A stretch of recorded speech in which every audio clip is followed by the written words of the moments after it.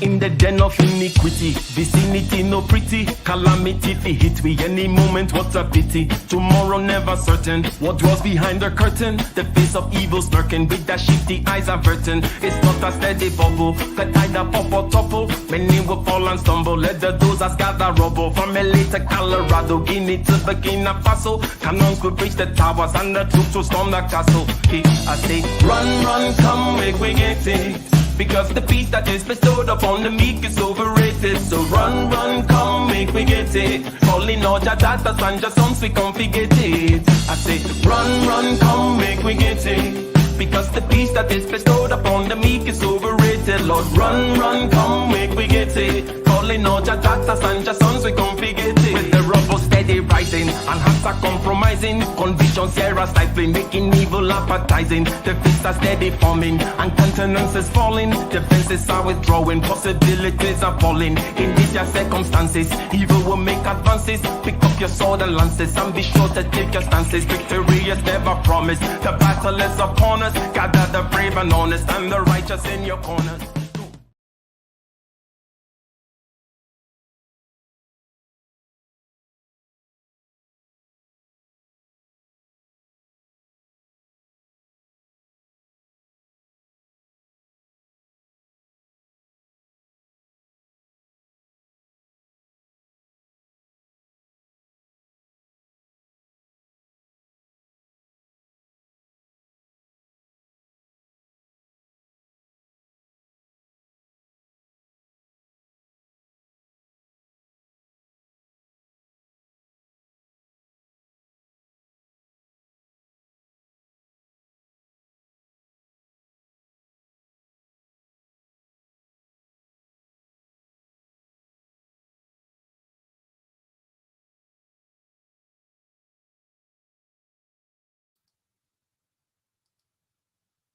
Hello, hello, hello, hello. We'll get it right eventually.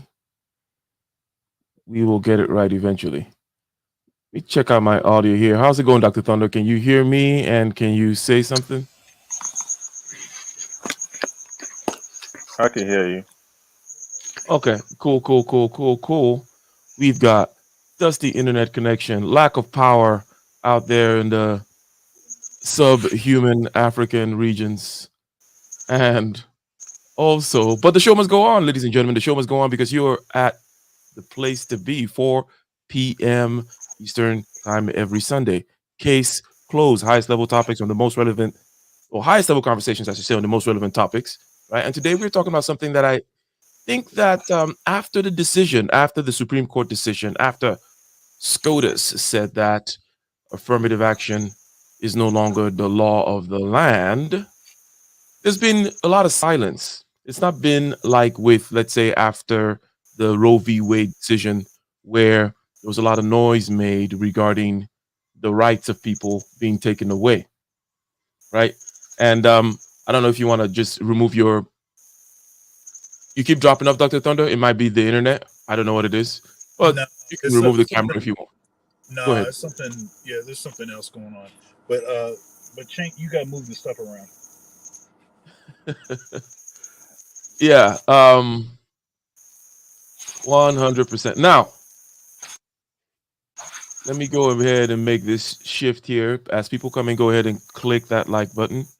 Share the stream. I was saying, Dr. Thunder, that after the Roe v. Wade decision, there was a lot of talk about the calamities or the injustice of it all. Perhaps not as much as one would have expected. But after affirmative action, it seems like everyone's been generally quiet. There's no crazy cry from the left saying, "Oh my God, you guys are oppressing the blacks again," or whatever it may be. Or this is going to cause disaster.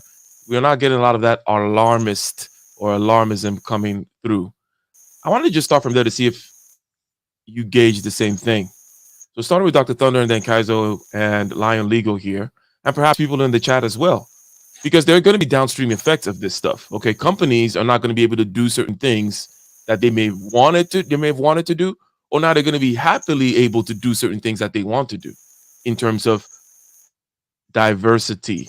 Okay, diversity, inclusion, getting special treatment or quotas or any of that kind of a thing is does not no longer has the legal backing of this affirmative action law of the land.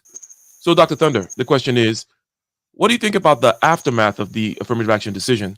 I don't think people have been talking a lot about the downstream effects. I don't think people have been complaining a lot or being alarmists regarding the, the the crazy Armageddon that's going to hit as a result of this decision. What are you seeing out there? Then we'll go to Kaizo. Hey, is everybody else hearing that sound? Sounds like some crickets that coming on. Yeah, if you're not speaking, just go ahead and mute. Might be line legal. Okay, there we go. There it is. No. That is not me. It's That not is you. You're not out definitely not there me. in the night. I think Okay. it was Kaizo. I thought that was Dr. Thunder because he's in his car, so it sounds like No, the it's not. crickets It's not me. that are in the bushes. No, it's not me. But anyhow, it stopped though, so we're good. So here's the thing about affirmative action. I want to give a little bit of history associated with affirmative action, and then I want to provide a particular context. And then I think within that, I think that may explain part of the reason why, at least as of yet, there hasn't been like a massive outcry. I think that may come later, but stuff hasn't really hit yet. So here's the history. So affirmative action goes in play. Only 2 years later, Title IX changes to the way that I believe Title VII was being interpreted, modifies Title IX so that women are included in minority. So now women are included as a minority. Now, since women are included as a minority,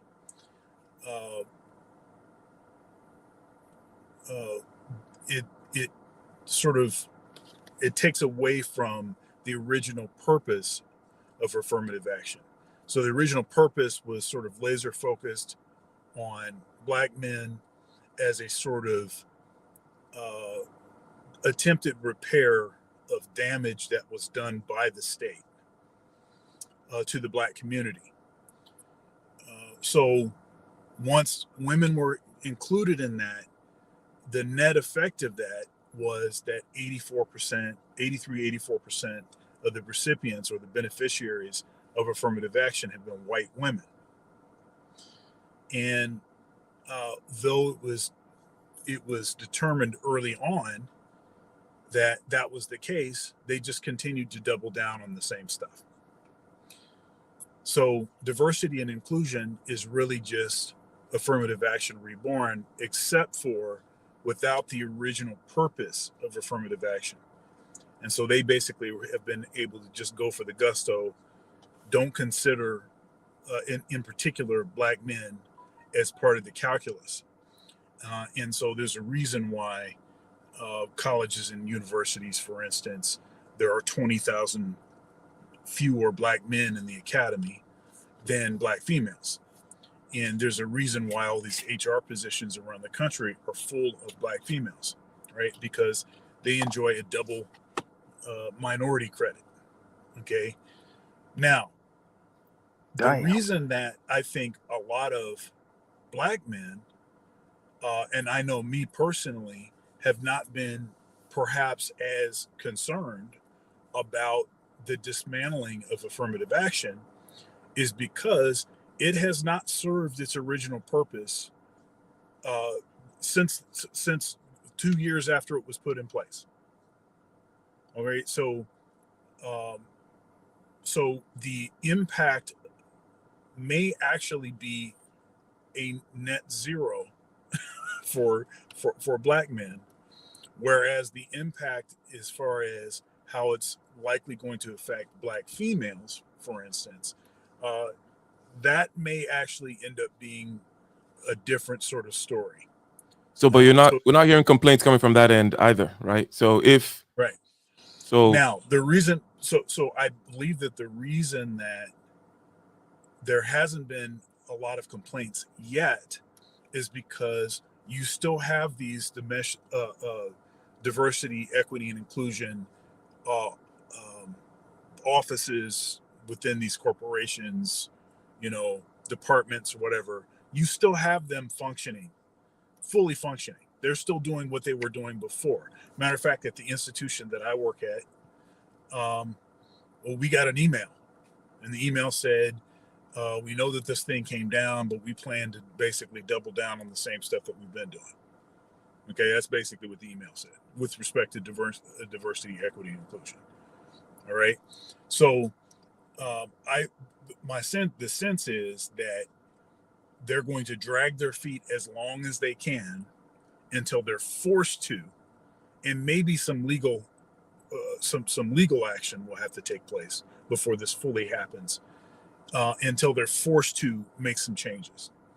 So I think the reason that there hasn't been the massive outcry that we heard in the beginning, there was some grumblings, and then it sort of went away, is because it's sort of like business as usual right now. But that is going to change. Business as usual right now, that is going to change. And the outcry that we're talking about, ladies and gentlemen, is the outcry regarding the loss of the affirmative action ruling, right? Or the decision that struck down affirmative action. Okay. A few weeks ago, we did a case closed on it. We elaborated on this particular topic. We elucidated it very clearly. I think we went through the entire history, beginning with the 14th Amendment.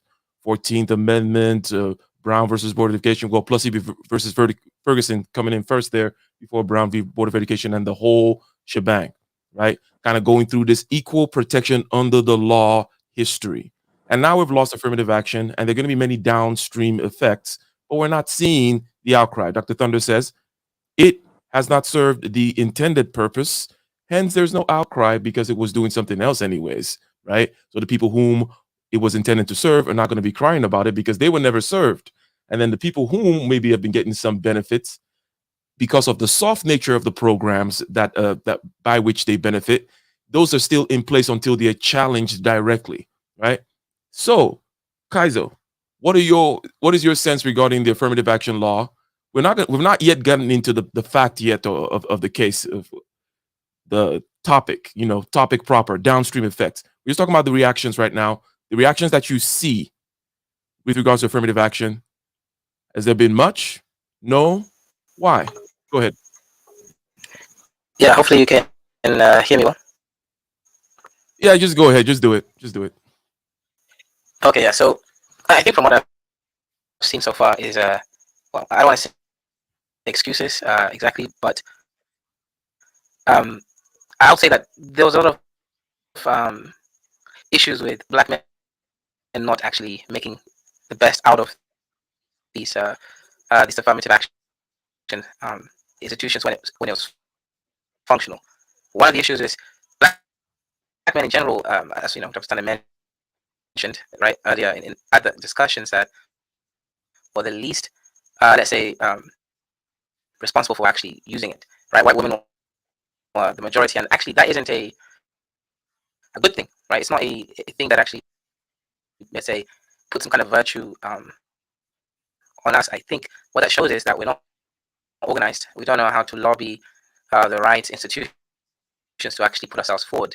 And I think that's a huge issue. I think there is a feeling, a general feeling of obviously lack of the fear of missing out. Right, this FOMO going on, I think, in a lot of, let's say, intellectual black spaces, and I think the FOMO is justified because there's a sentiment of we had something that thing has actually, let's say, uplifted a certain demographic, in this case white women, and it hasn't really trickled down. I guess I'm actually the next part of the discussion, but there's no real downstream effect of affirmative action. Even if we look at the case study of those people who are black and male and who benefited, they would be mostly not the demographics of the kinds of black people it purported to help. Right? If it was the intention of affirmative action was to create some kind of subculture or some visibility within, of black people within certain spaces, fine, then it's done some of that, right? However, if the issue was, right, actually trying to uplift, the demographic that was most affected by certain government restrictions, and it hasn't done anything of that sort. It's Africans who are actually benefiting from affirmative action. If you even look at, let's say, Harvard and other Ivy Leagues, majority of the black people there are Africans. They're not even black American. That's one thing. That's not even the same racial demographic. The second thing is, if you look at the class standard of those people receiving it, they're also not the people. They're not Pookies. They're not Rays. They're not your average. I'm not saying Pookie and Ray is average, right? But they're not the kinds of people that are the ones who actually so-called deserve it based on everything. Yeah. So downstream effects, no, hasn't done enough. Okay. That would be my take. Yeah. So just so you know what your audio issue is, it's the internet, and it kind of gathers up and brings back your information in packets that speeds up your voice and stuff like that. So you're just going to need to maybe say less, consolidate, use your NI a little bit more. But basically what you've said here is that in addition to what Dr. Thunder said about the combination of Title IX and affirmative action and the double minority status of women, thereby or therefore they're reaping more of the benefits, there is also the Africans, right? The Africans in the Ivy League schools. I don't know what school Lion Legal went to. I don't know if he's in the United States, but he might be one of these dusty Africans out here taking the benefits from the ADOS, getting the FBA people mad and whatnot. But as a combination of these things, but before I forget, shout out to the super chatters, keeping it coming early, fresh, flowing this morning, ladies and gentlemen, or this afternoon or evening, wherever you might be. Shout out to Falcon Black, Falcon Schwarzenegger in the building, representing Black Brit in the house. Says rum, run, come, Dusties. And then after that, I believe Dati Gal them gave her contribution, her usual contribution in the Queen's pounds sterling. Thank you very much, Dati Gal.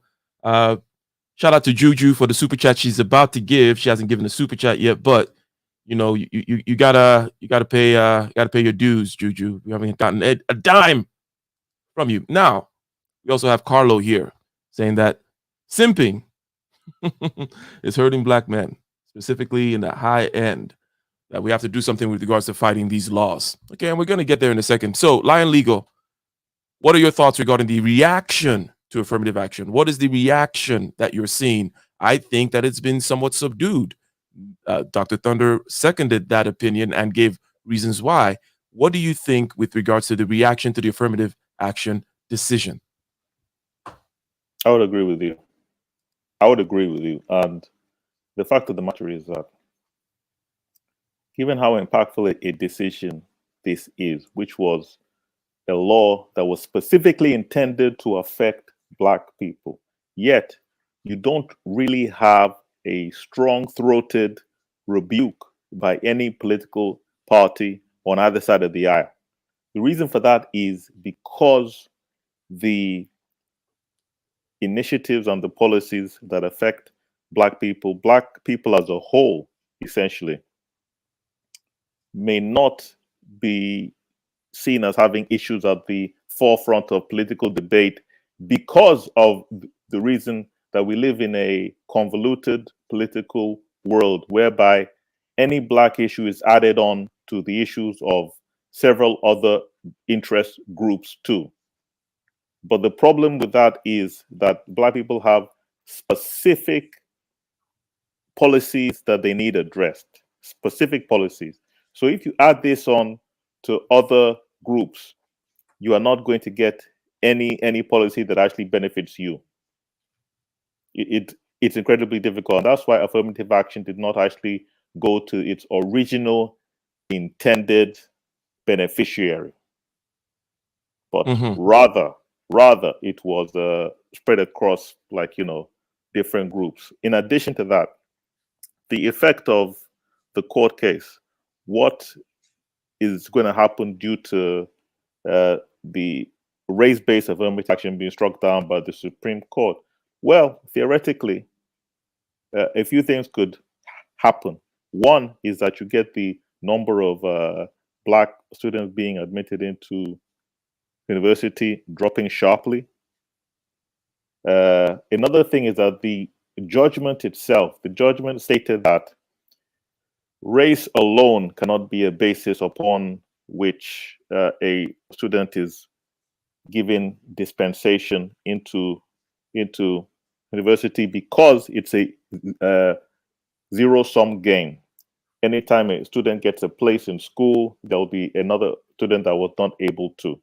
So the court thereby said that it was considered discriminatory because it, by advantaging one, and I'm not saying I agree with this at all, but I'm just like, telling you what I read from the judgment. So it said that by trying to give an advantage to one group, you're disadvantaging another group.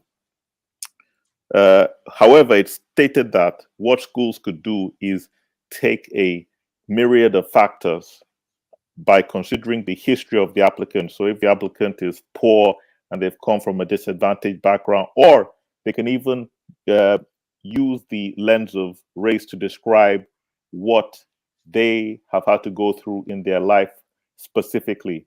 So schools could now say, for example, tell me how race has affected your life, and then take that as a whole when they decide the application. What I think overall is that obviously it would be a negative because of the fact that you are taking opportunities away from people, especially when discrimination, racism still exists. Studies have shown that the part of the indicator of if a person shall be successful in the corporate world is not necessarily things like marks that they get in school, etc. Even being through the process itself is a benefit. So even if you have a student and you're not sure that they should be at a particular school, etc., going through that process, being conditioned to take the test, being conditioned to have debates about politics, debates about academics, etc., is, and more importantly, making connections is actually more likely to make them successful than simply essentially getting into a particular school itself. So it's not just the academic part, it is everything together that you gain from these institutions.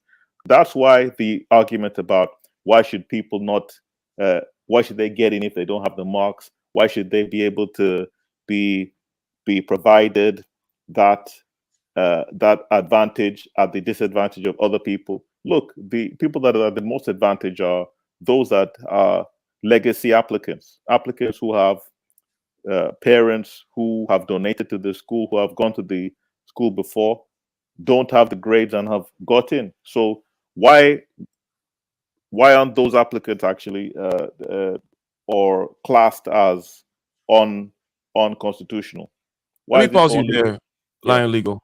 Because you already took the step into talking about some of the effects and some of the loopholes that the schools have with regards to considering other factors in order to address the issue of diversity of all kinds, diversity, class diversity, viewpoint diversity, ethnic, race, background diversity of all kinds. Let's look at their essays and see how, so if you want to use race, you have to put it now in an essay form and talk about how you were greatly inspired by Martin Luther King or whatever. I don't know, right?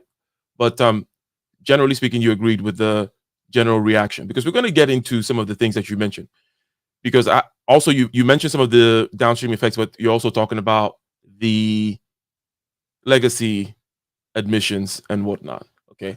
And you're talking about going through education. There are many things you're putting on the table which can be addressed piece by piece, and of which, by the way, we addressed in the show that we did on covering this particular issue. Go back and listen to it. Again, we went through systematically going from the 14th Amendment, which Mike V is addressing with the comment on the screen, basically saying that it's about the 14th Amendment, which is about equal protection under the law.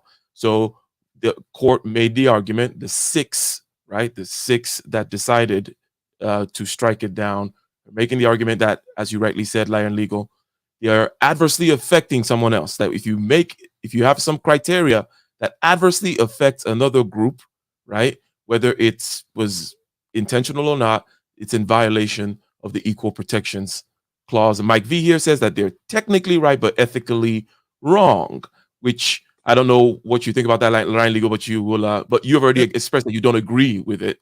Yeah, can I say something here? Go ahead. Just at that point, do you mind if I? Okay, go ahead, sir. Well, just real quick. So, Mike V, do you mean to say morally wrong? Technically right and morally wrong? I think I might agree with that. I don't know if I necessarily agree with ethically. This is just a technicality with that word, but I'm just curious as to what you would say to that. The second thing I was going to say is this problem. They created this problem for, by themselves. As soon as they obscured the original purpose of affirmative action, it basically, that was a death knell for the policy. Eventually, it was going to be considered unconstitutional because of the way that it has been sort of used and misused. As soon as they started, sort of discriminating against Asian people, we'll say, that was going to be an issue because Asian folks have money, and that's what makes politics work. And Dr. Thunder, if you would have kept it, go ahead. No. Point taken here regarding them creating this problem for themselves. I just wanted to say this while I have it in mind, and maybe you'll remember that. Sure.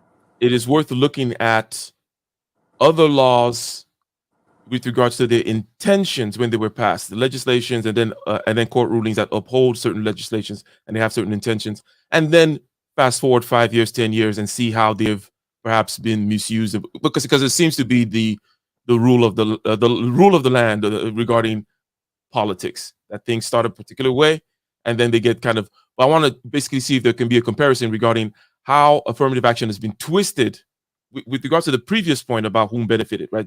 A couple of points before. Right? Yeah, all they had to do to be able to keep a policy in place was keep it specific to Black people and perhaps Native Americans. If you kept a policy, a law specifically granting special access to FBA and to Native Americans, then it would be very easy. You could just point at, well, obviously we're on the Native Americans' land, so they deserve something. And we did enslave these folks and made them work for free. And that has a great deal to do with the wealth and the opportunities that we enjoy today.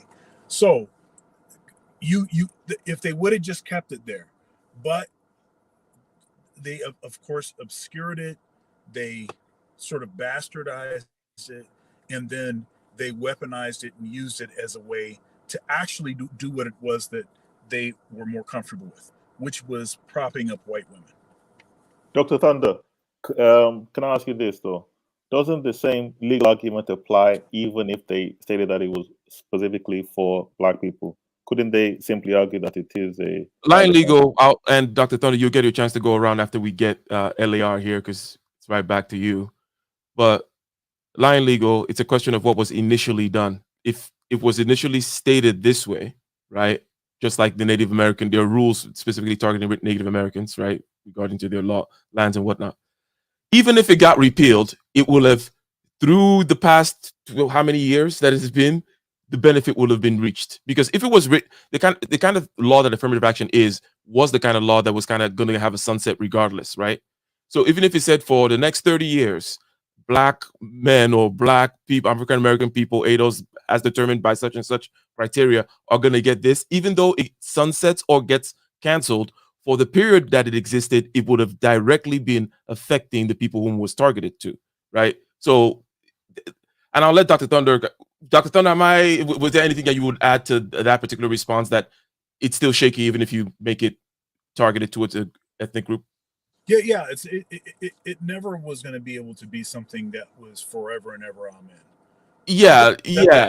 I can accept that, but so the issue is, and this is what I don't like about the sort of conservative talking points about, you know, well, we already gave you black people, we give you this, how much more do we have to give you?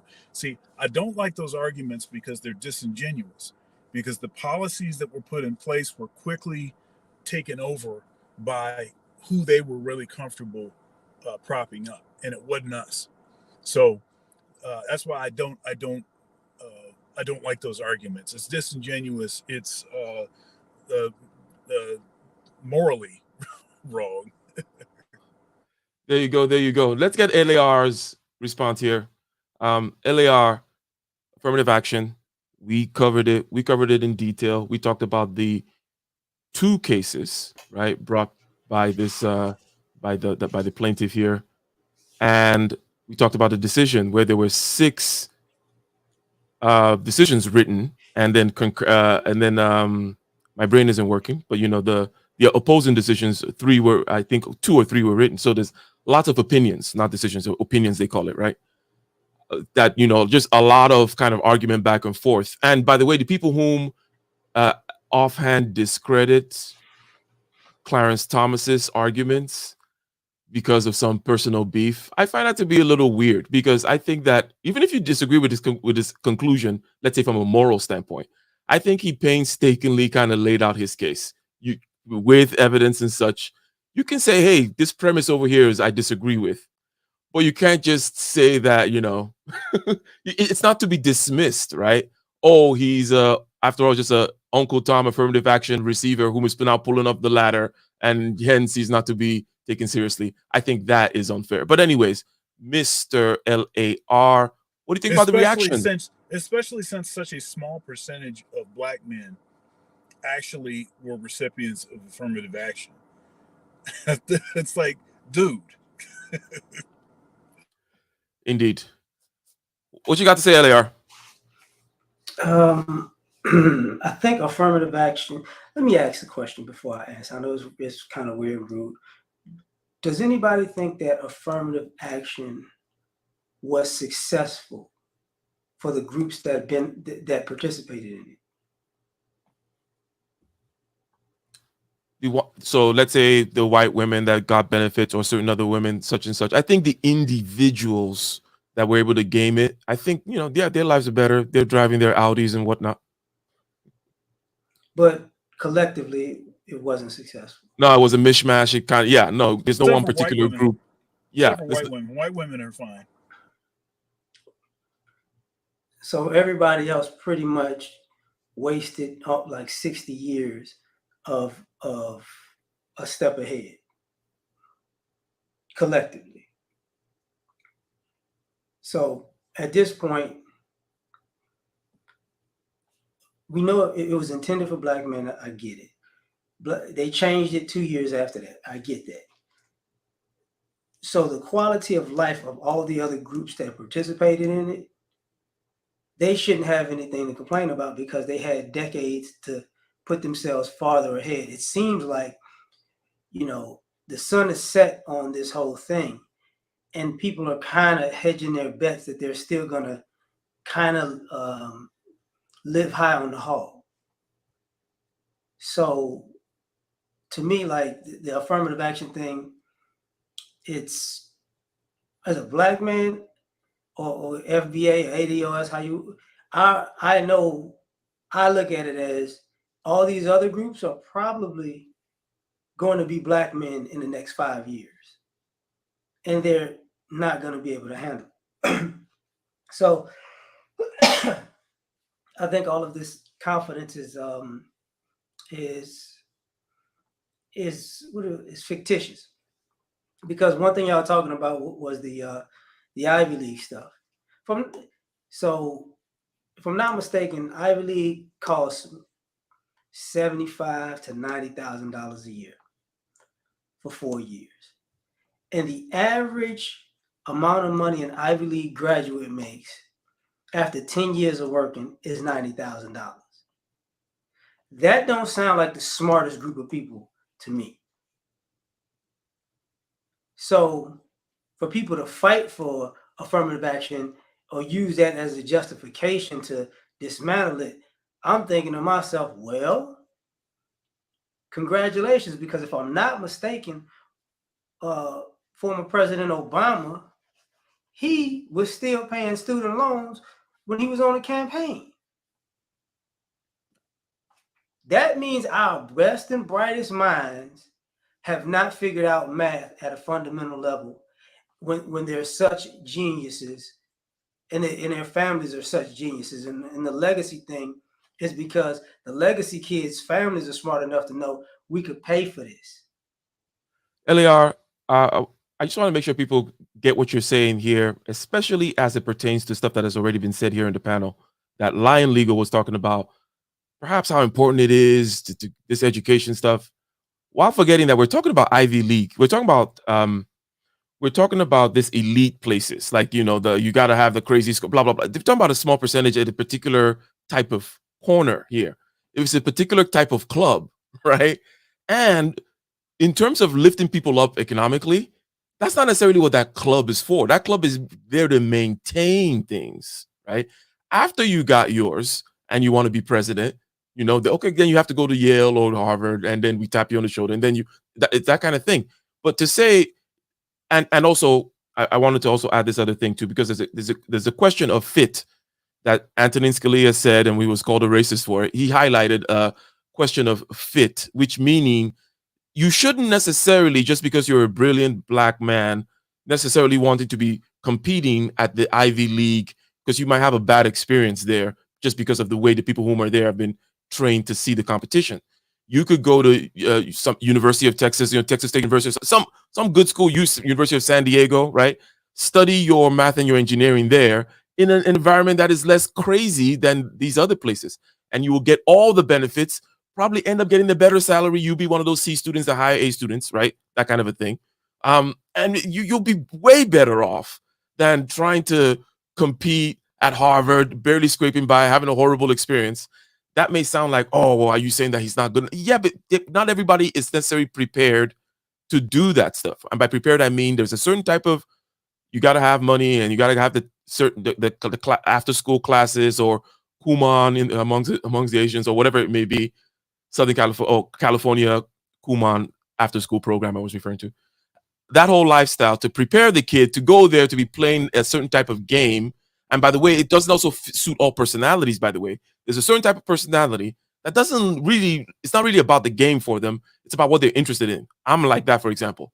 I go into what I'm interested in. I don't like playing the grade game. I'm not motivated by it, is what I'm saying. So if I get into this kind of place where everybody is looking at the last letter and the last number of their grade, and it'll be BS. So I'm agreeing with you, LAR, that you're highlighting the point that we're talking about some elite game that is meant for other purposes. And anyways, go ahead. Yeah, can I chime in quick? Can you hear me well? Yeah, finally. The crickets now sound beautiful and everything. I see like Van Gogh's Night in my mind. Go ahead. Yeah, shut up. Okay, so there's a couple of things that I wanted to sort of ask the panel here, because I did notice there was a slight circumlocution there. Well, the simple question is this, right? The lack of organization, I think that's the key issue here, right? And when I say this, okay, so for example, let's say Ike is more of a person that is self-driven, figures out self motivation through introspective, introverted reasons. Dr. Thunder also is obviously high IQ. LAR is also self-driven, etc. Like Ike, you guys are outliers in several different ways, not in the same way, but in multi-myriad ways, especially compared to other black men. So the issue here that I'm seeing is there seems to be a lack of cooperative effort from black men that comes from a solution-driven process, right? You have LAR, who is more of a nihilist, and sure, if you create a big problem, finding a solution is going to be difficult because it's a big problem, right? But there are ways to actually find, for example, right now, the reason I'm mentioning this, right? Recently, there's been reports again of black boys not being able to read. So some of these issues is what I'm talking about. Like, let's say affirmative action.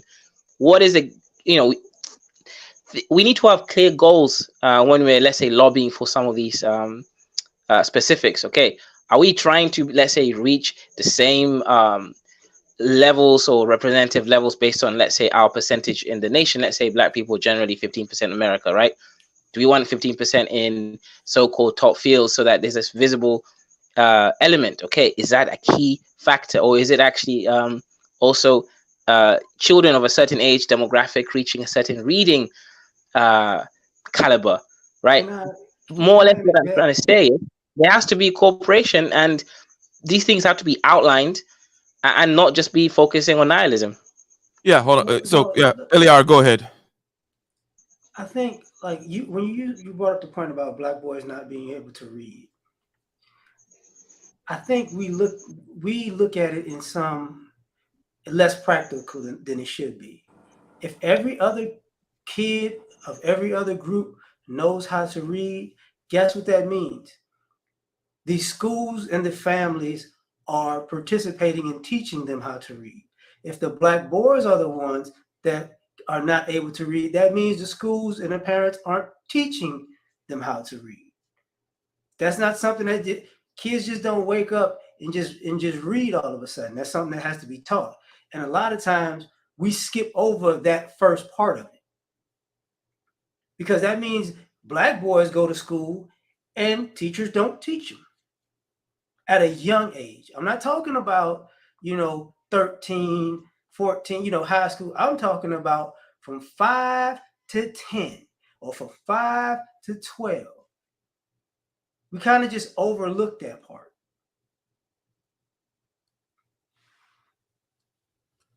Makes sense. Let's take the next step in this conversation here. Because in this space, for example, there are ideas as to the things that black men want. Okay. In this space, we can use as an example Dr. Tiasan Johnson's compendium of ideas. I don't think they're all his. In other words, it's not like out there taking responsibility for it, but 17 points, right? Now, in February of this year, we had a Black History Month type of special show, Dr. Thunder's on Dr. Thunder's channel, right? And Dr. Tiasan Johnson was there, and I asked him about the identitarian nature of this list, right? This list talks about affirmative action, right, for black men. Part three. I mean, number three.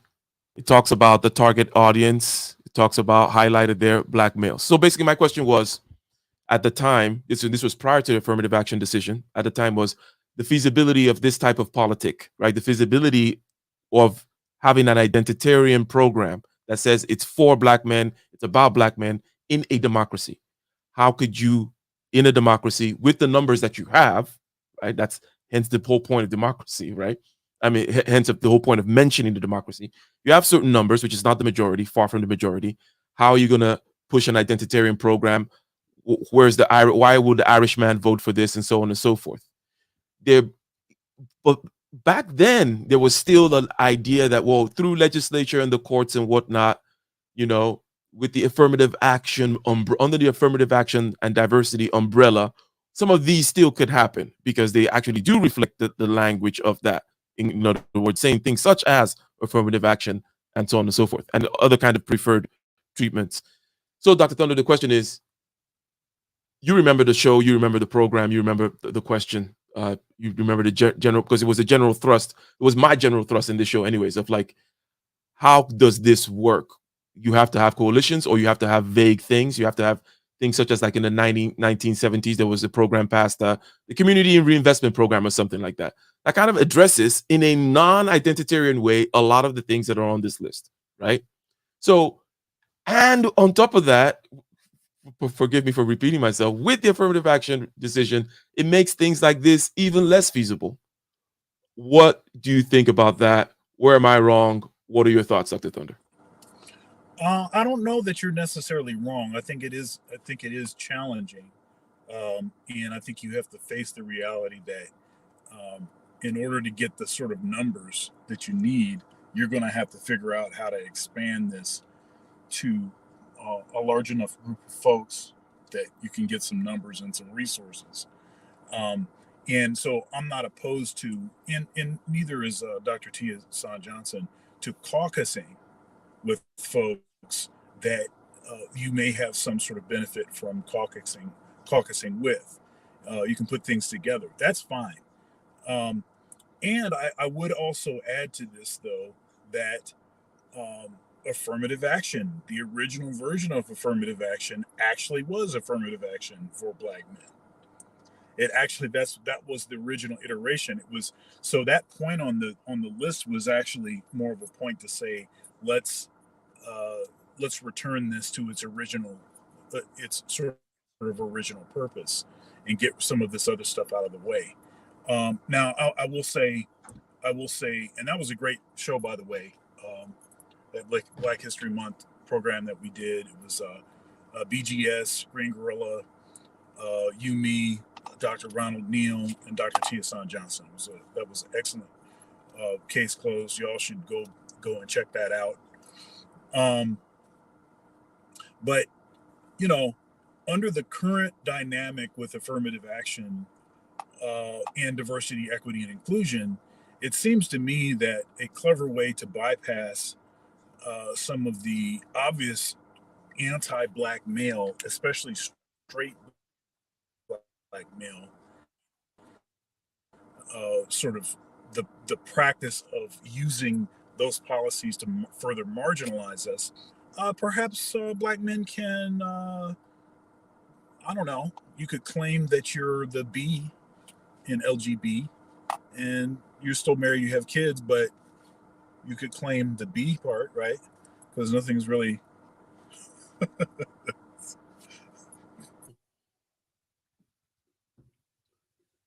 Indeed.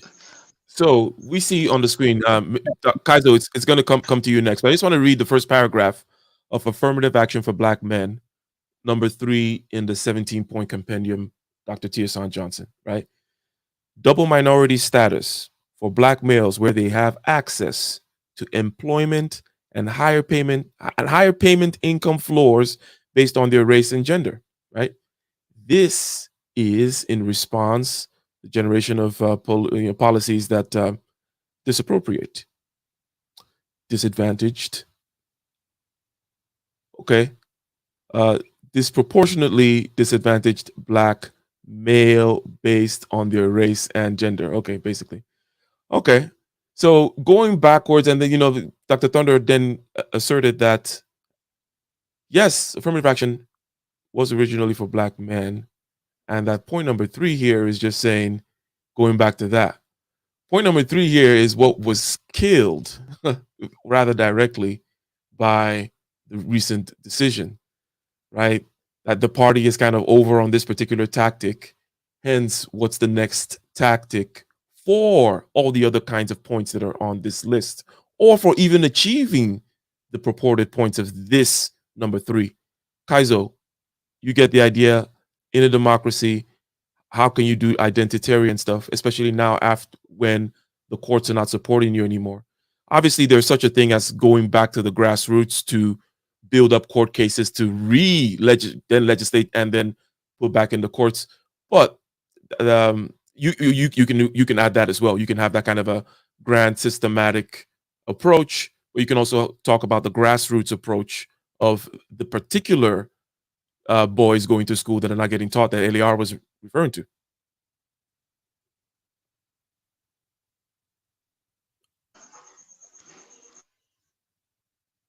Go ahead, Kaizo.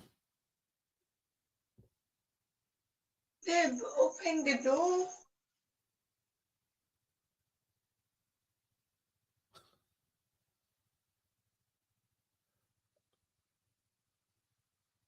Eliar. He's in his dusty cricket basement with his mama's house. Can I In his grandma's house? Yeah, his mom's house.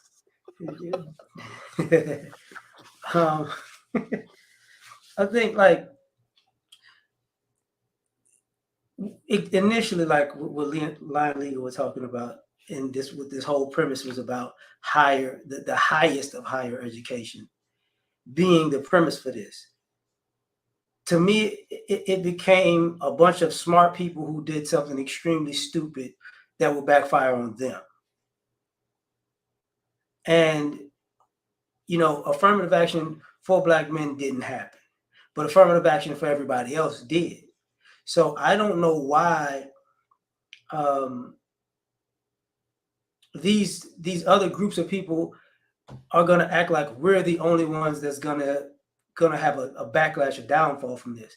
We're going to have business as usual. They're going to catch a lot of L's. And as you were saying earlier, like why nothing happened yet is because it just started.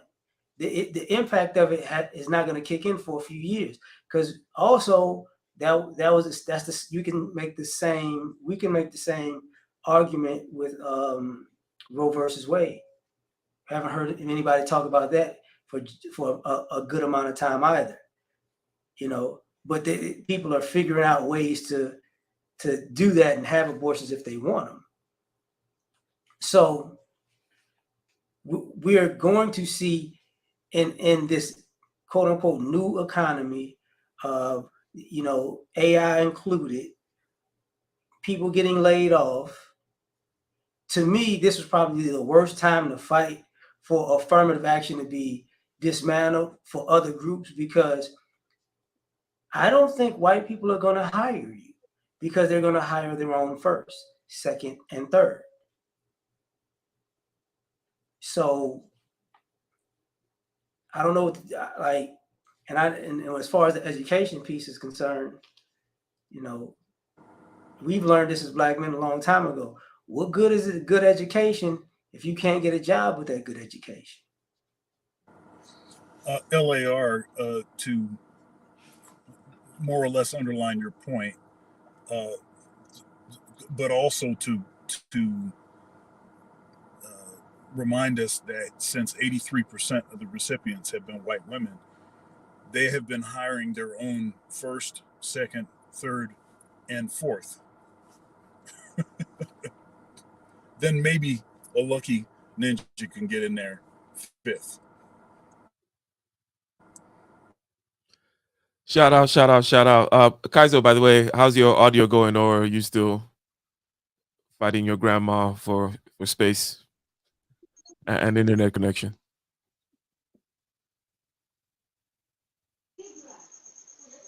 Please ask the question again. Yes.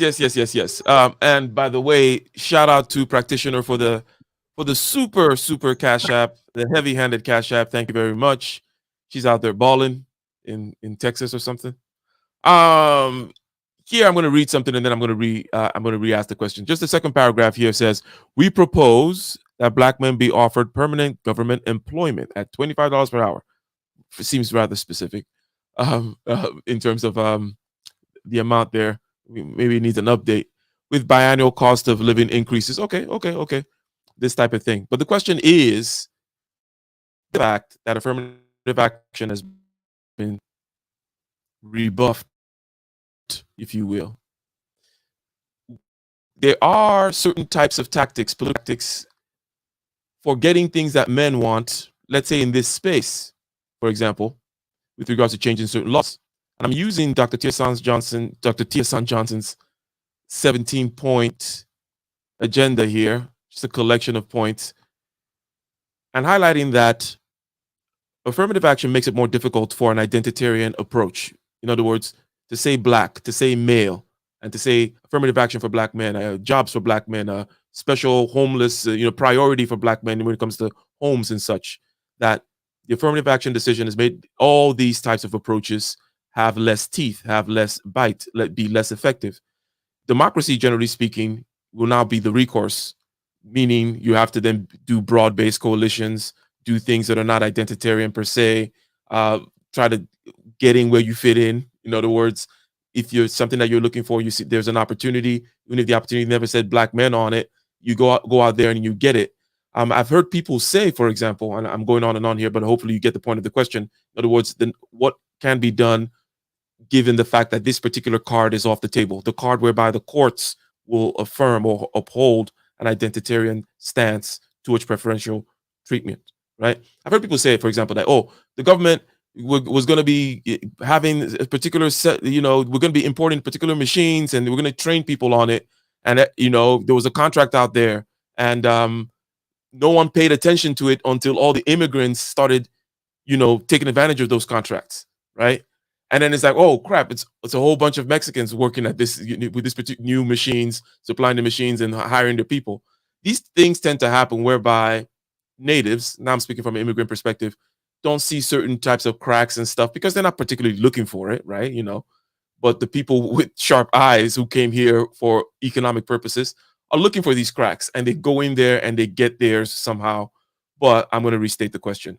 What are the kind of tactics that can be effective in terms of coalition building within the democracy, whereby now you don't no longer have this identitarian stance that can be taken in the courts?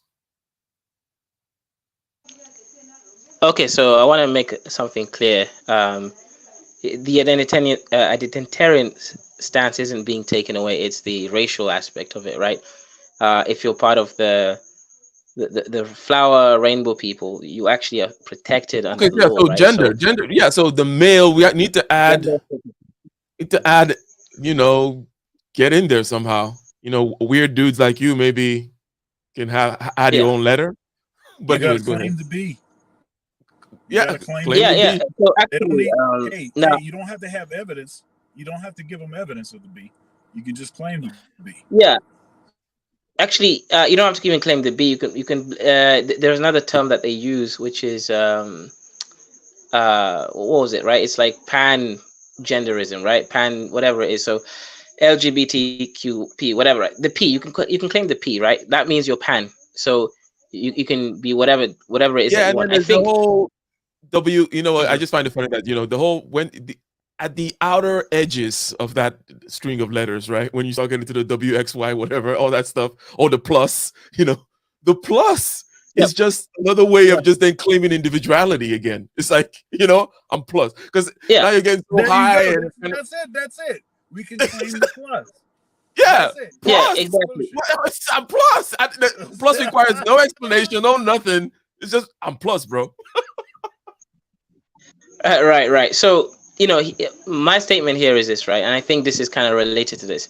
If black men, especially since that's the focus of this, want to move on and still be able to, let's say, game the government, right? And utilize the laws to protect themselves and even lobby for certain, monetary funds and skills and training towards specific groups, then we actually do need to work within the system, right? You cannot be fighting wars on multiple fronts when you don't even have the manpower or firepower. So in this case, we don't have to claim the B. The B is a bit weird. You can claim the Q. For example, Q just means queer, right? Whatever that means, it's no one even knows. So you just have to claim one of these things. Africans have been doing this for a while, right? I had an African friend who we used to go drinking with, and this African he actually claimed G, right, in order to get his papers in the UK. So what the point here is, right, you don't have to go and choose the lowest hanging fruit, no pun intended, right? You can literally go think through this, choose one of these statements, politically align with these people, and understand that this is political game, right? And there's a level which I think most of us don't understand, and this is why, obviously, one reason at least, why we don't have, let's say, we're not as effective in group, let's say, congregational thinking to actually seek outcomes, is we mix in our integrity and also productivity.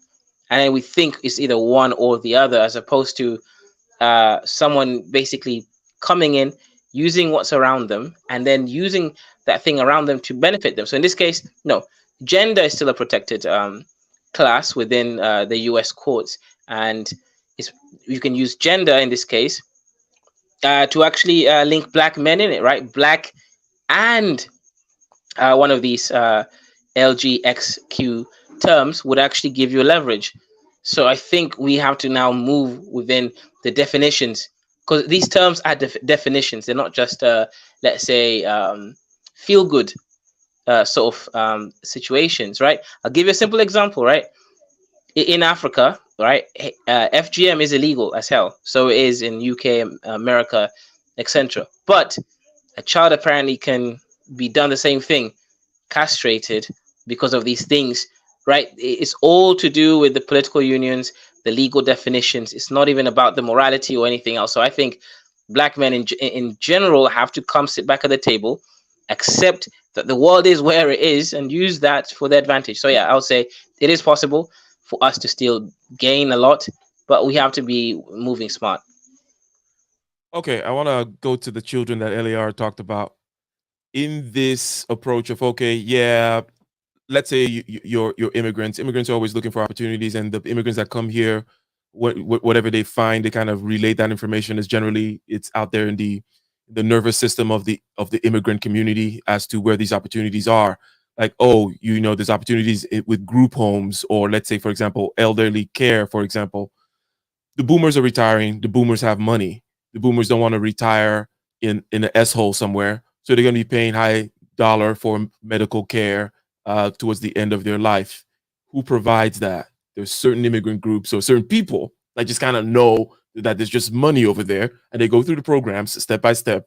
Start, maybe they're working as an employee, they're a CNA and they become a R, work their way to becoming an RN, and then they open their own side facility, blah blah blah. So there's that level of it, right? So whereby you can imagine us systematically going through, picking some of these things in future case closed episodes and saying, hey, how can black men benefit from X, Y, and Z places, right? And in terms of, I can even share, as I just give an example of this particular immigrant type of thing, right? And there are many like this, right? It's just kind of part of the system. But with regards to the kids, the education system, LAR put an image of our head of somebody didn't eat breakfast, went to school, and didn't get taught, right? At the early stages, he said too.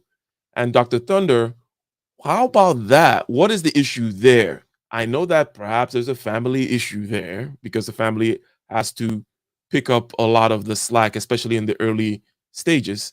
And it's not slack really; it's their responsibility. It's of other people. It's the school that picks up the slack. Really, is the way I like to look at it, right? But what is to be done about the kids reading and the way LAR put it? What went wrong from that journey from the kitchen with or without breakfast to the school and not getting taught? What will happen there, and how can it be fixed? So this is interesting. This point that Kaizo's making about black men not being particularly good at organizing or sort of using the whatever the advantages or possible advantages in the system to their advantage. Um, and there's a reason for this, and it's not just black men; it's men in general, right? Because men have been socialized to basically not be particularly concerned about their own um, uh, sort of their own situation, right? We're more socialized to keep your head down, work hard, take care of your family, provide for others. Don't be concerned about what happens to you, right? And that's not a bad thing if the community, the culture that you're in, uh, actually recognizes that your success is is necessarily tied to the success of the community.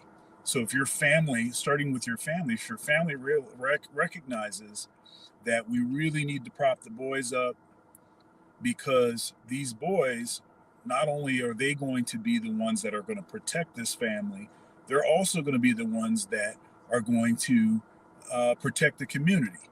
They're also going to be the ones that, by which their level of success, we will measure how successful our community is, how functional our community is, right?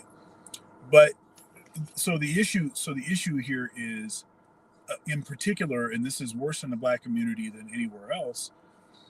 Um, so I think it's important to understand a couple terms. So matriarchy, patriarchy, and then BGS frequently uses the term gynocracy, right?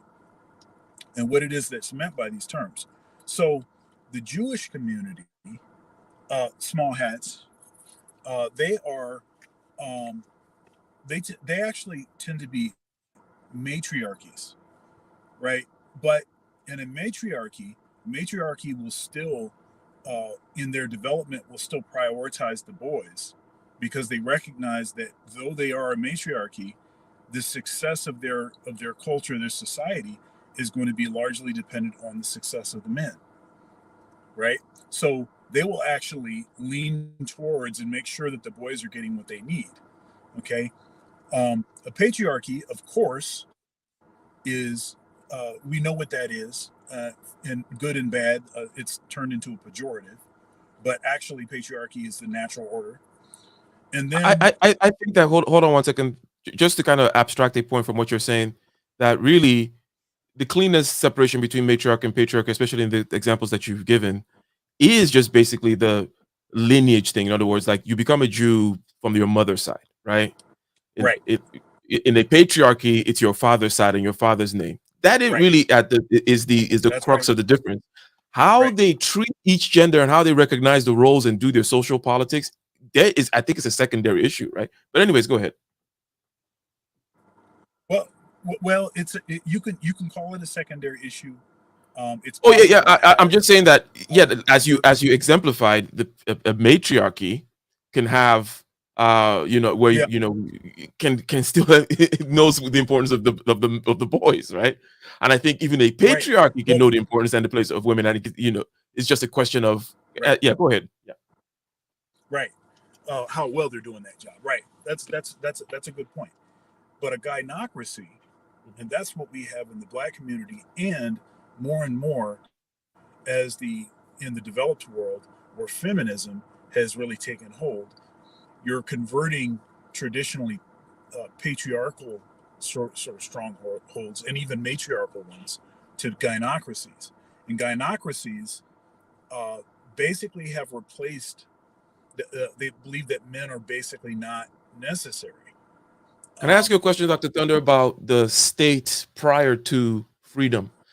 Here's the argument. Somebody says, let's say, that there has never been a patriarchy in Black America, and right, one then would say, was it a matriarchy? No, it was just a gynocracy, like probably imposed by somebody else. Like, okay, so right. the white man then imposed it. So there is nothing to return to. Some will That's then right. continue this argument, right?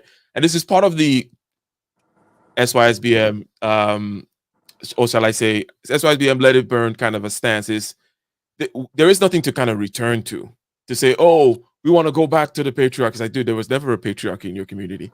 Go continue what you're saying, and I just want to see if Yeah, you yeah, kind of agree with that assessment.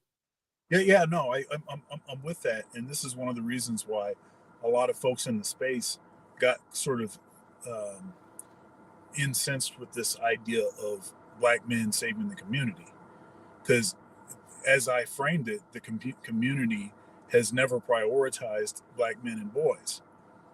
Never. It never has, right? And it's always been ran a certain way, um, and that has always been to our disadvantage.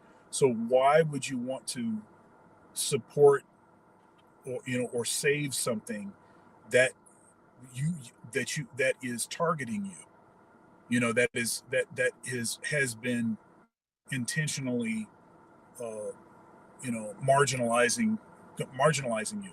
And if you look on, and this is sort of ancient history, but, uh, Ice Cube on, Cocktails with Queens, when, uh, he brings his contract with Black America, and and he's talking about black people, and they say, well, where's the white? I'm sorry, where's the black women in this? He says, well, black women are part of black people. She said, no, no, no, no, that's not it. So the thing is that they think that they're separate, and they act politically separate from black men. So we have to recognize that this is a fact, that this is true, and we have to conduct ourselves accordingly.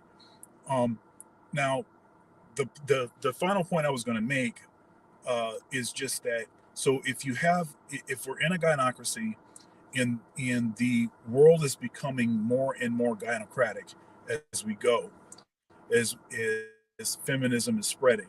So the world is becoming more gynocratic. See, the reason why black men historically haven't really been involved in like organizing and stuff like that is because they were working, and because their family structure was prioritizing them, was saying, look, men are important, men are of value, we're going to make sure that they're taken care of. But that's no longer the dynamic. It's never been the dynamic in the black community, but more and more it's becoming less of you know of the deal in other communities. So that's really the context, and that's really the issue, and that's why you see that it seems like black men are lagging behind with respect to this, is because we have been taught, most of us in single mother house, as raised by just our mothers, we have been taught to bias and favor women, and just stand behind their issues, and and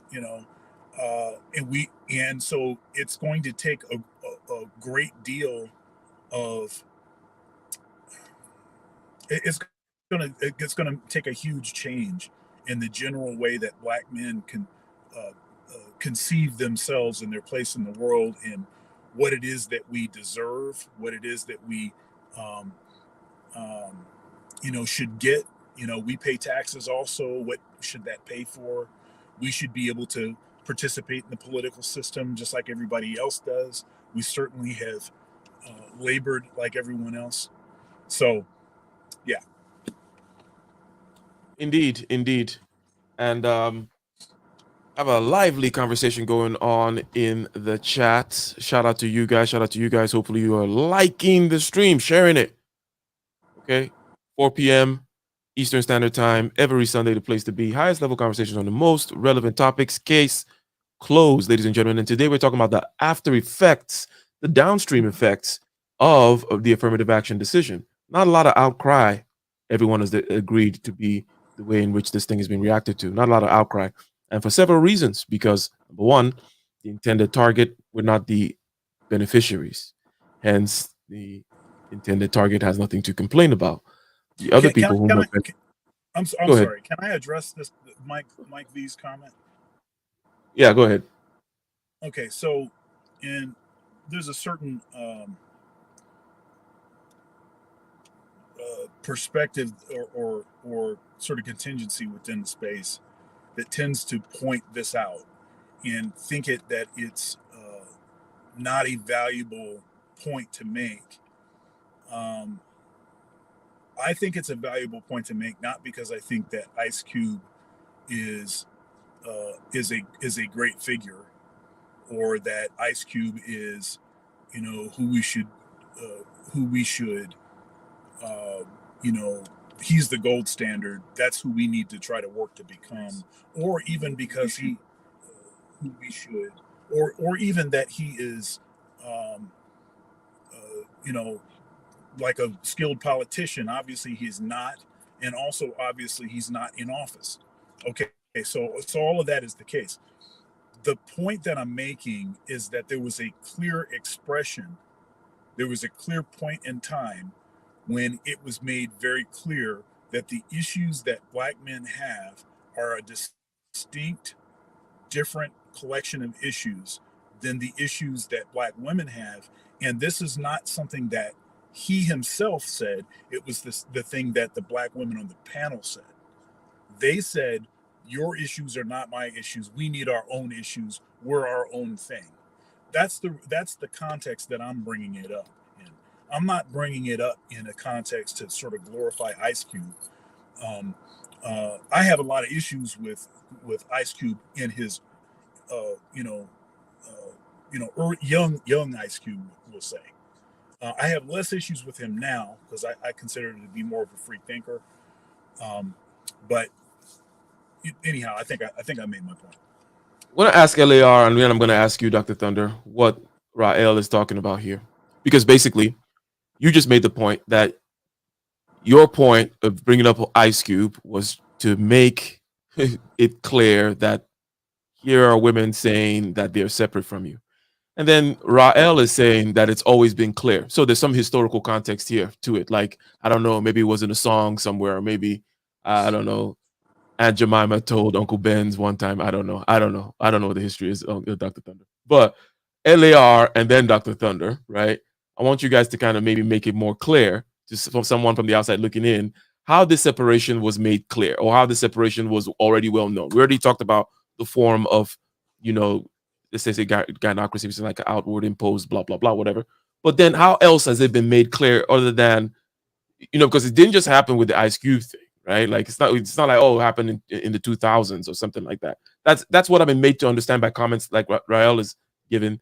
But LAR, what's some of the context here, and then Dr. Thunder, as to how Black women have made it clear to Black men that they're separate politically? It wasn't clear for a very long time. It's I guess social media made it clear. I'll say it that way. The era of social media made it clear, because just like we're talking about like racism, that's quote unquote overt and covert, right? But you know what? I'll use another thing. When we talk about like FBA versus or FBA blacks and non-FBA blacks, right? Or ADOS and non-ADOS, it wasn't clear to Black Americans that there was this amount of separation. Things had to happen over an extended period of time for us to go, oh, we're not on the same team. That's the exact same thing that happened politically. A lot of Black men thought we were on the same team. We were interacting as if we were on the same team. The women were responding as if we were on the same team, but they would walk in a different room and do something completely different. And people thought it was an individual thing, like, oh, that just happened to you. And that individual thing started piling up. And then when you saw on social media, oh, this is their norm.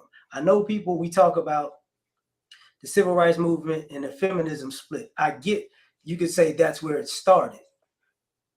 But those women, you know, yeah, they were going home, they were splitting up the home, they were going home initially, and decades later, and in the coming decades, splitting up the home. But politically, you got to think about it. We've been on the same quote unquote side, voting for the same things politically, pretty much a lot, you know, step by step. It's just we didn't think that if they had a win, we were going to get a win too. We had to find out the hard way that wasn't what it was. So that's just my opinion. Mm-hmm. So, Dr. Thunder, what is your response here regarding the separation between, politically, between Black men and Black women? LAR is saying that it was not very clear until, social media writ large and, this kind of repeated instance after instance and so on and so forth, and the reactions of different people that it became clear.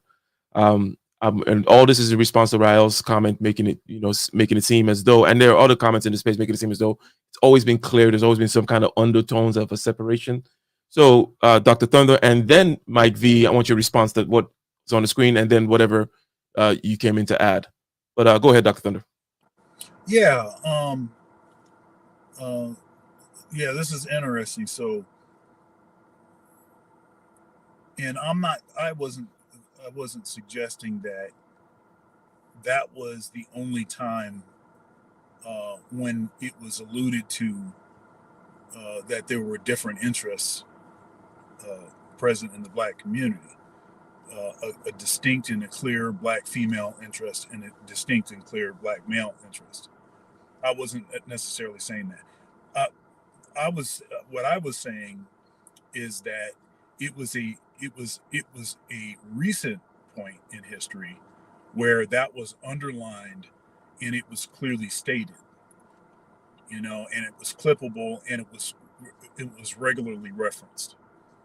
Okay, so that was more of the point there.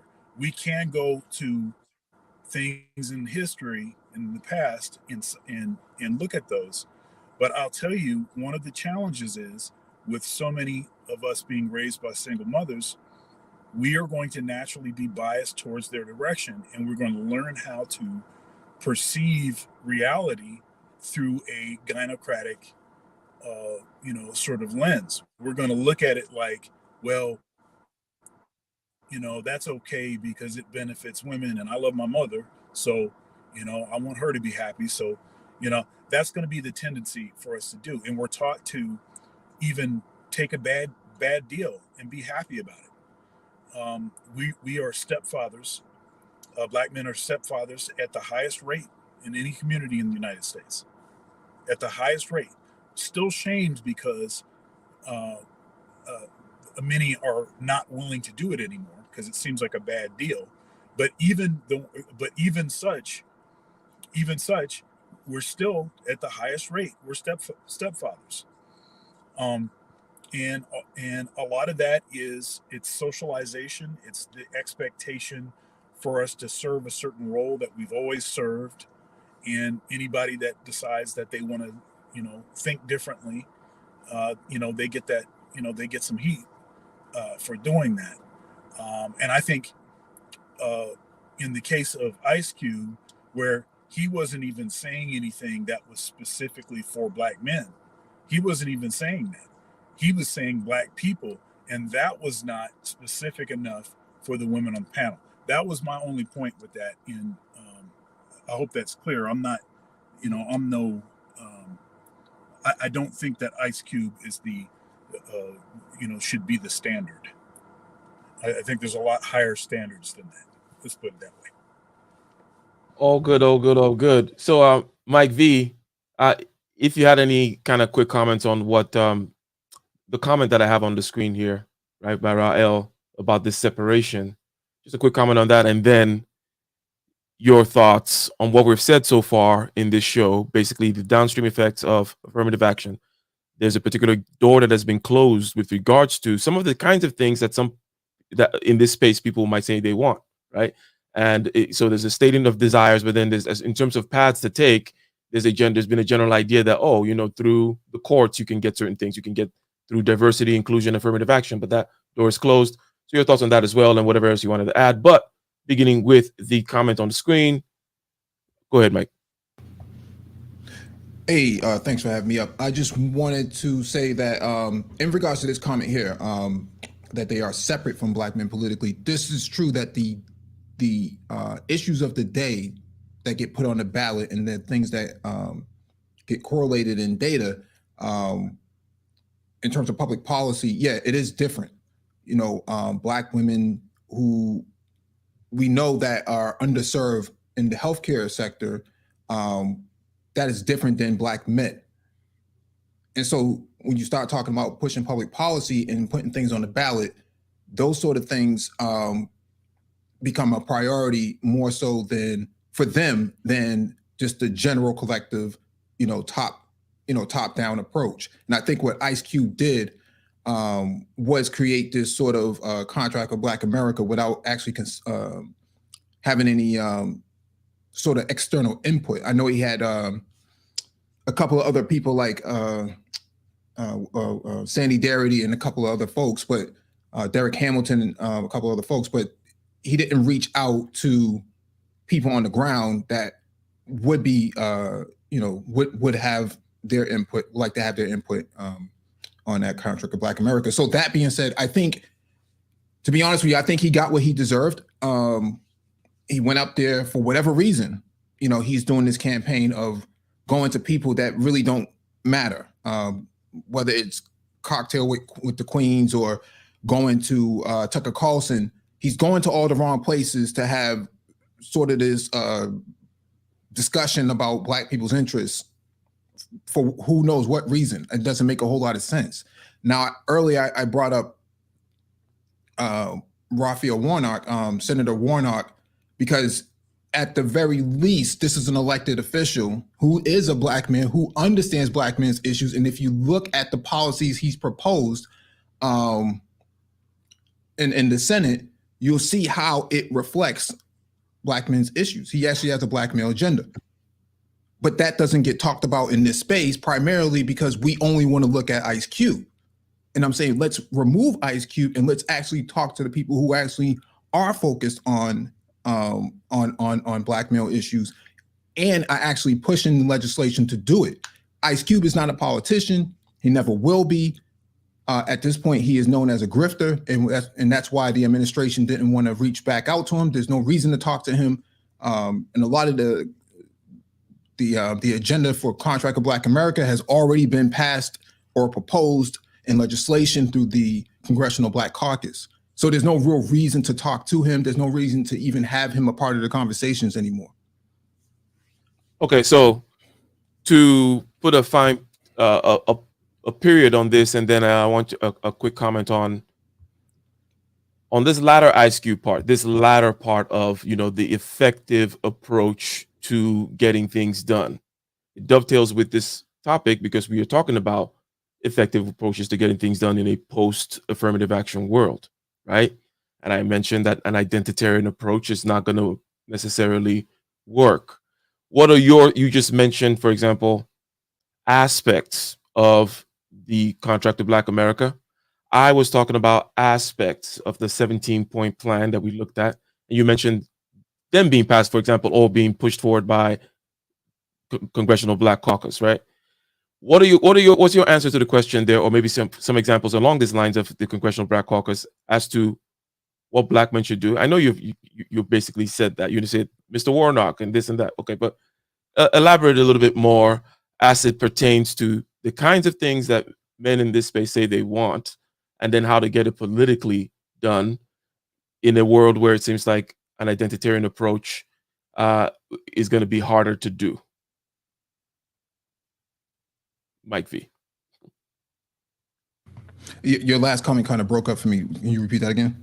Yeah, in a post-identitarian world, let's say, because of all this affirmative action, how do men go about achieving the things politically that they say they want in this space, right? Broadly, and even in a targeted sense, you can target it in terms of, okay, boys reading or whatever. So elaborate on the points that you've made with regards to some of these points already being pushed by the Congressional Black Caucus, for example. Well, when you think about Black men's issues, they're not. Some of them are unique, and then some of them are not. And so, what you do is you work with the areas that actually impact other people in order to get that legislation or those initiatives across the table. Bipartisanship. Then you can start focusing on the individual aspects of where specific areas that impact Black men in terms of an agenda. And so you have to be, one, you got to be registered to vote. And then number two, you got to understand the issues of the day, when, in what format can they be actually, organized in, because you can't just write, Black in there anymore. You got to make sure you cover issues that cover it in a way that it's acceptable for legislation, because you can't just say, well, this is just for Black men and that's it. That doesn't work that way, because you'll get sued and you'll never get bipartisan support for it. So it has to be written in a way that actually is digestible for both the left and the right, or both parties, or even independents as well, who are elected. And so that would be my approach, and we know that approach works because we see it here locally, here in Boston. And we also know that to your question about the Congressional Black Caucus, we know that they do have the commission to study the social status of Black men and boys. We know that Congresswoman Wilson had put that into action. Well, thank you very much. A detailed response there to the question of the day.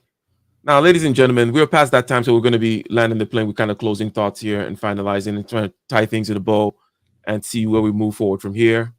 And with that, we're going to start with Lion Legal to kind of summarize your thoughts, right? And then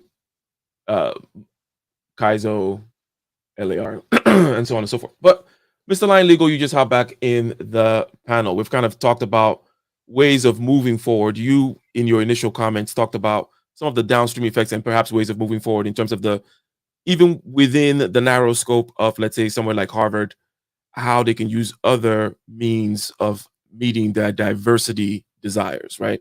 Looking at other aspects of the student's life, blah, blah, blah, reflected perhaps in their essays and whatever else, right?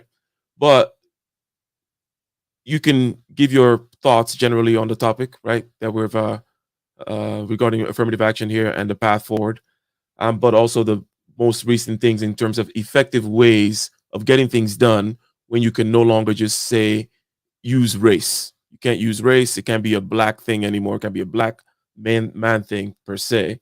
What are your closing thoughts, sir? Okay, Ike.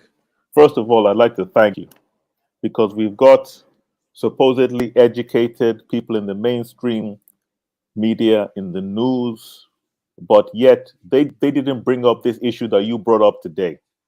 The fact of the matter is that black issues are being pushed to the back of political debates and agenda.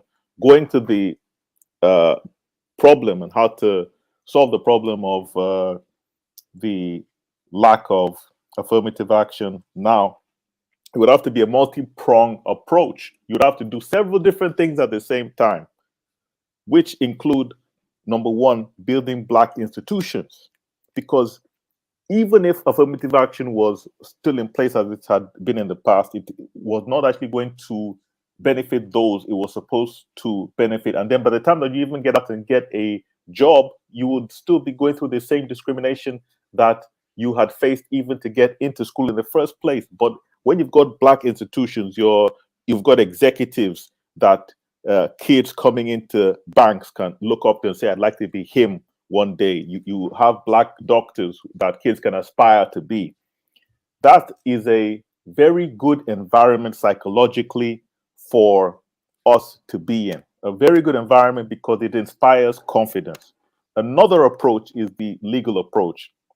For example, one could try to essentially appeal to court the same issues that had been decided. The problem is that now with the seeming split politically in the court, that is not going to change for at least 20 to 30 years because of life appointments. However, I'm sure that there are other laws that can be passed, other changes that can be made legislatively to address specific black concerns. Third of all, the other thing that could be done by private institutions, if they want to, they may not truly want to be honest, but if they did want, they could take it on their own initiative and say that we are going to reach out to the black community, ensure that we have apprenticeships, because that's a great way for people to get hired. Once companies see you, they have you there interning, things of that sort, they're much more likely to pick you as a candidate rather than if you send your application online. So essentially, I think a multi-pronged approach is likely to bring more success than simply doing one thing. Because if you try to rely on one thing, for example, like affirmative action, then you have what occurred in the past, which is that it starts to be applied to everybody so that it helps nobody. Very, very well put. I like it. Multi-pronged approach. I like that middle prong there of the legislature and the using the appellate system. Basically, after this particular result like this, is going to be a spring of cases that arise, right? Challenging this particular diversity program here and there. This or a company might intend to do something and someone else might sue. Some of the kind of lawsuits that Mike V referred to, right? Those will happen in different appellate circuits, and if they don't rise to the Supreme Court level, you might still be able to get a lot of things, as you mentioned, line legal. If they do get to the Supreme Court level, obviously the case is already case closed, I guess. Now, Kaizo, what are your final thoughts regarding everything we've said? Okay, what's everything that we've said? We've said, hey, affirmative action means no more black male legislation, no more identitarian legislation, no more of this particular crutch or this particular avenue or making it harder. Hence, there needs to be a focus more on democracy, right? Small d, democracy, coalition building, getting where you fit in, get the stuff passed. What are your final thoughts, Mr. Kaizo?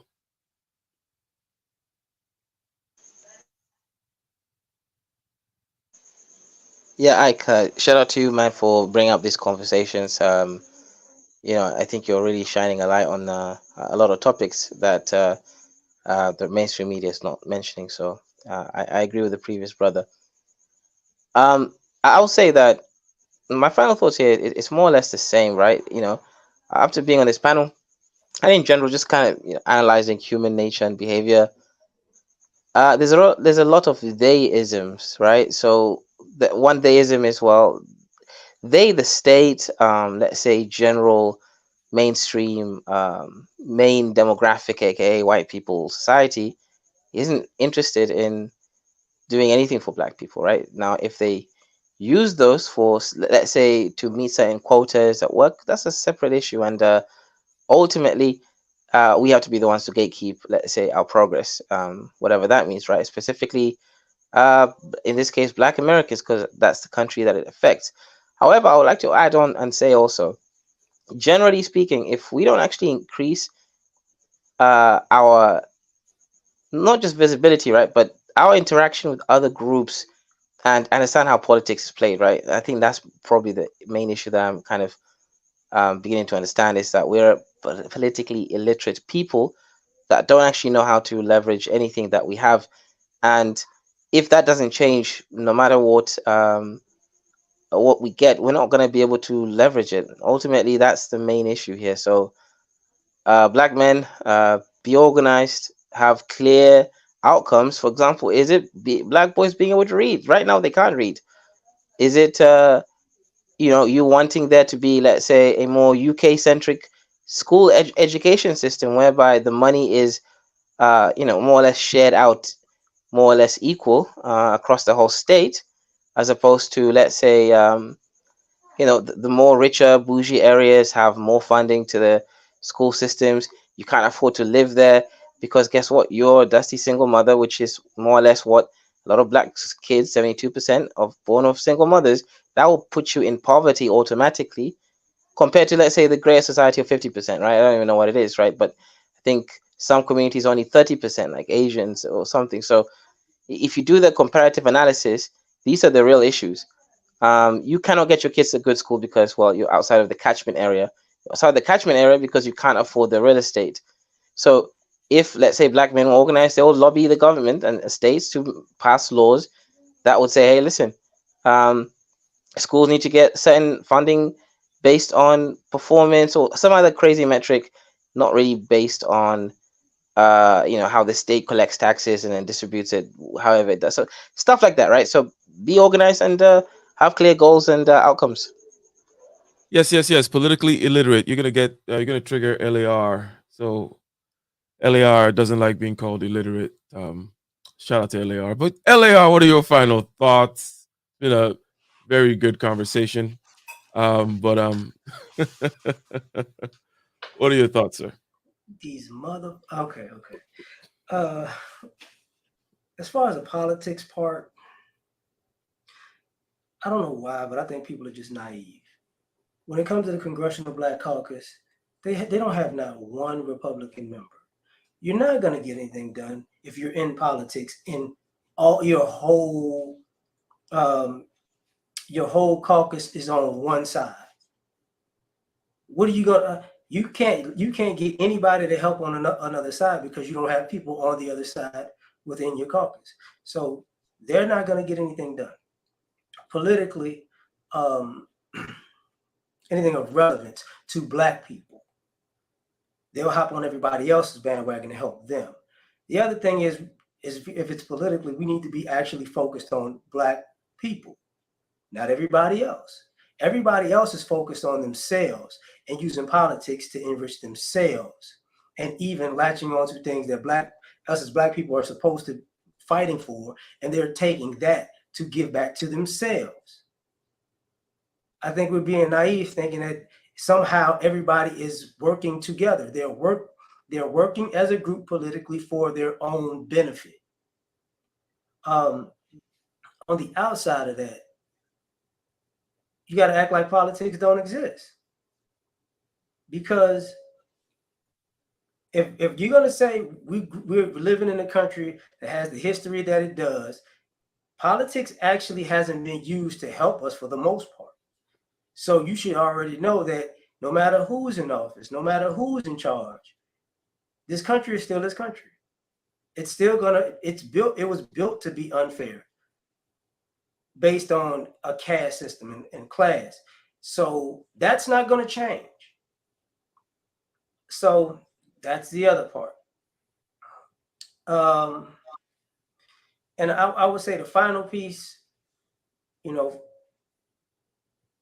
we need to stop caring about other groups in this sense.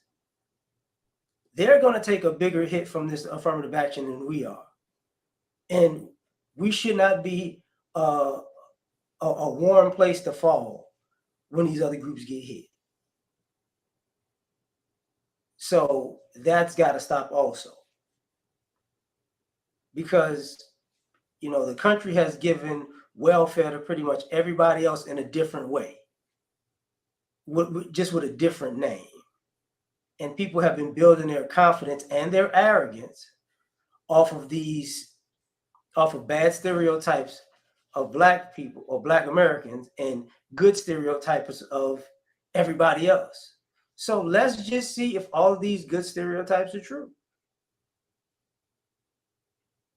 Since it's a competition and everybody's competing, let's actually, we know it's not really a meritocracy, but since y'all want to act like it's going to be, okay, may the best man win. That's it. May the best man win. And we're going to end with shout out to the co-host, Dr. Thunder, ending with the final thoughts here on leadership, coalition building in a post-affirmative action world. What was lost? Was there ever something lost, by the way, if this thing was diverted? And I had that thought of looking at how affirmative action was diverted with regards to the difference between how its application and its original intention, comparing with other legislation and other laws to see how they get diverted or not, and see if there was the diversion in affirmative action was particularly egregious. And because in there and seeing why that might be the case, there is going to be lessons to be learned with regards to how you act politically, right? However, Dr. Thunder, what are your closing thoughts? What you got to say? Yeah, another good show, folks. Make sure that you're subscribed to Ike's channel. Make sure you join. And next week, come back 4 p.m. Eastern Standard Time. It'll be on my channel next week for another riveting episode of Case Closed. Make sure you do that. It's interesting.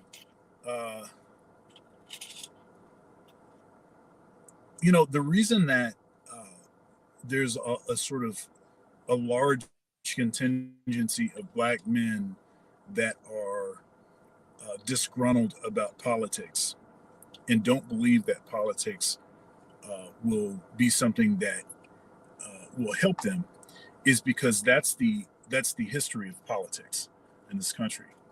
Because there's no shortage of situations where something that was supposed to be for us gets diverted to someone else. Affirmative action is such a point, such a case, and it is the usual thing to use images of Black men being brutalized as a way for other groups to mobilize and get their agendas across. That tendency is also very much alive in the behaviors of elected politicians, where they're also playing the same game. They may be talking a big game, but why do we have this issue with boys reading at such a poor level, Black boys? Why do we have this issue? The several issues that have plagued the Black community, especially Black men. Why is that the case? It's because the politicians have not done an effective job. And I think it's unfortunate that attempts by a private citizen like an Ice Cube are seen as a grift uh,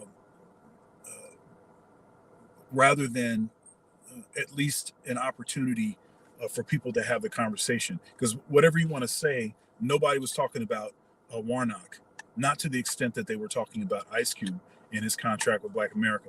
At least people were talking about it, and I think more Black men have become aware. Now, that's nothing. That's not to slight Warnock or anything like that. And I'm sure that there are well-meaning politicians, but I also know what the actual situation is and what the actual statistics show.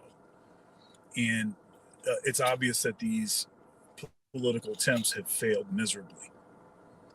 They failed miserably. So, I keep saying this. I believe that Black men are the new political X factor. We are the new political X factor, and we have a variety of options at our disposal. I think it's important for us to get much more knowledgeable about politics, to figure out what the actual issues are and how they actually would benefit or would not benefit us. And vote your interests. Vote your interests.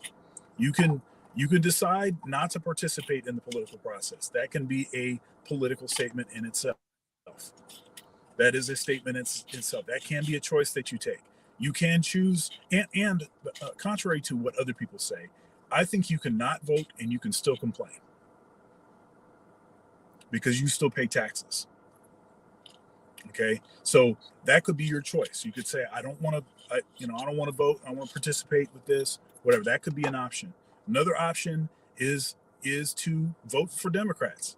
If you believe that Democrats have done a good job at bringing forward issues in, developing policy and things that are actually going to benefit you, let's do that. Go ahead and vote for Democrats. You can vote for Republicans. The problem with voting for Republicans, I have several issues with voting for Democrats. I have several issues with voting for Republicans. There's a list of things, and most of which is they're not even willing to have, for the most part, conversations about race. And everything gets sort of distilled and boiled down to, you're not pulling hard enough on your bootstraps. It turns into that kind of conversation. So that makes it difficult for Black men to deal with that, because we're smacked in the face every day with the fact that we're Black. I can't hide that. That's a reality. And the numbers suggest that the system is causing a disproportionate oppression of especially Black men and boys. Okay, so that is clear. Okay, now, or you can be independent. You could be independent or third party. I'm third party. I've been third party, and I have been collaborating, politicking with third party folks. I went to the Freedom Fest, where I was a panelist, and then also my band played. So that's something that I've been involved with. The Freedom Fest, it was in Memphis this year. It's a big, the Liberty Movement. And it is a sort of collection of folks from all over the political landscape. Progressives, conservatives, socialists, ultra conservatives. You've got a bunch of folks in the middle, Green Party folks, libertarians.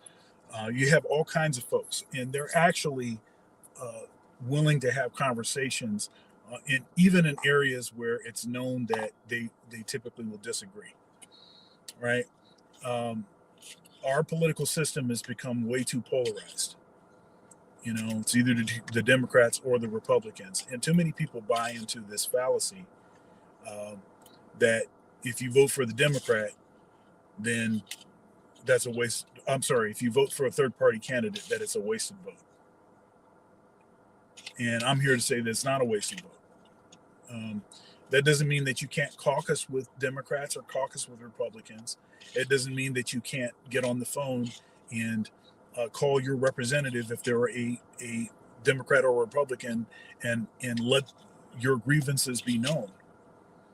Okay, and it doesn't mean that you have to categorically because I'm not a tribalist. You don't have to categorically throw everything out just because it has a D by it or just because it has an R by it. You can piecemeal, item at a time, you can look at things and choose to support the things that benefit you.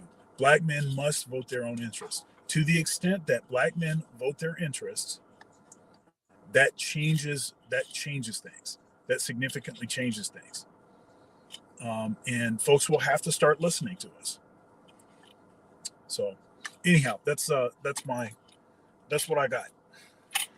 That's what I've got. Oh, that's something. Did I make that up? Huh? Anyways, ladies and gentlemen, another episode, case closed. As Dr. Thunder said, come back next week. Okay. And thank you for liking, for sharing. Shout out to the people who super chatted as well. Shout out one more time to Practitioner for her generous Cash App. And until next time, shout out to the panelists, LAR movement. You never quite told us what is the LAR movement? You're a bunch of terrorists over there or something. Anyways, I'll tell you later. All right, man. Well, till next time, peace. We're gone. Peace.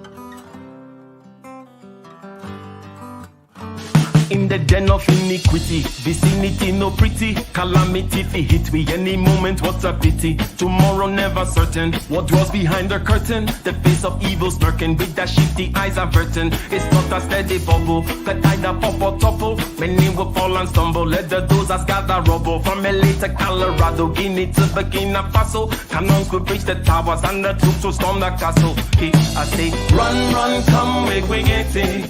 Because the peace that is bestowed upon the meek is overrated. So run, come, make we get it. Calling all your daughters and your sons, we come forget it. I say, run, come, make we get it. Because the peace that is bestowed upon the meek is overrated. Lord, run, come, make we get it. Calling all your daughters and your sons, we come forget it. With the rubble steady rising and hearts are compromising, convictions here are stifling, making evil appetizing. The fists are steady forming and countenance is falling. Defenses are withdrawing, possibilities are falling. In these your circumstances, evil will make advances. Pick up your sword and lances and be sure to take your stances. Victory is never promised, the battle is upon us. Gather the brave and honest and the righteous in your corners.